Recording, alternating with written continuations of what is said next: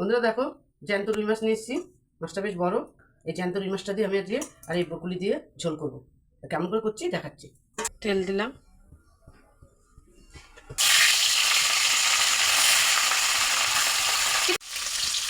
ওই পিসটা হয়ে গেছে। এবার এই পিসটা উল্টে দিই।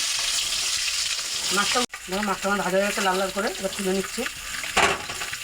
মাছ ভাজার তেলেই জিরে দিলাম, পেঁয়াজটা দিলাম, কপিগুলো দিয়ে দিলাম, আলুটাও দিয়ে দিলাম। এবার সব একবারে নেড়ে নেবো, ভেজে নেবো।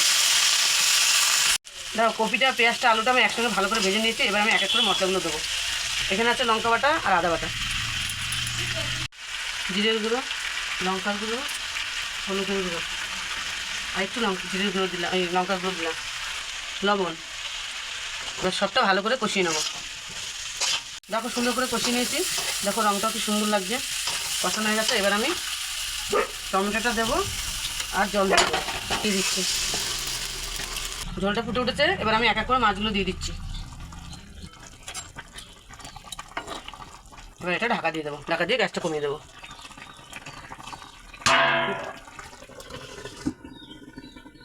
দেখো তোমরা, মাছের ঝোলটা হয়ে গেছে। এই দেখো, ব্রকলিগুলো একদম গোটা গোটা, আলুটাও গোটা, টমেটোটাও দেখো এরকম করে রেখেছি যে হয়ে গেছে আমার। এবার ধনেপাতা দিয়ে নামিয়ে নেবো। আজকে বেশি ধনেপাতা দেবো না, একদম কম দেবো।